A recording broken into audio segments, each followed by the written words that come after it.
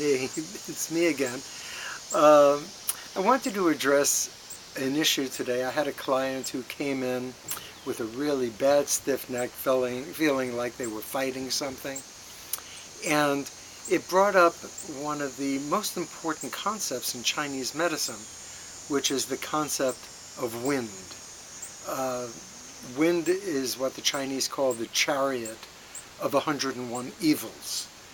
And the wind can be wind cold, wind heat, wind damp, and it's exogenous in the fact that it can come from the outside. So the Chinese feel that it comes through drafts, in our day and age particularly through air conditioning, as the wind hits the wind points. And the points are along the neck and the base of the skull. And we call these wind points, which is the Chinese explanation for when you're first getting sick, you get a stiff neck, you get a headache, it goes to the sinuses. That wind enters through these points and can infect the body that way. So one of the things the Chinese do before we had central heating and central air conditioning is they would wear shawls. And many people cover these points. They feel to keep the wind points covered protects you from invasion from the outside.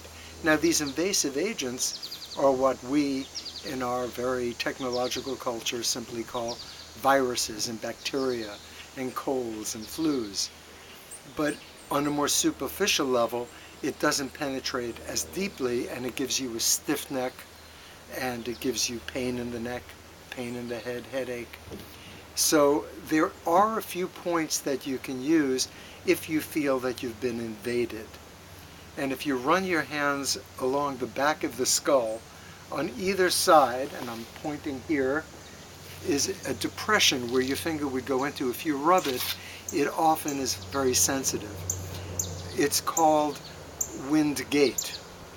And by rubbing that point, it's said that you're expelling the exogenous energy that's trying to attack you. And also the point between the thumb and the forefinger, which brings the energy out of the head. So it's the traditional point for headaches. So if you feel you've been invaded by wind cold, wind damp, press those points, massage the padding between the thumb and the forefinger. But the best is to prevent the invasion. So be aware, air conditioning fans not directly on you. And when you're going to be outside or go in and out from hot damp to cold air conditioning, keep the neck protected. So I hope that comes in handy.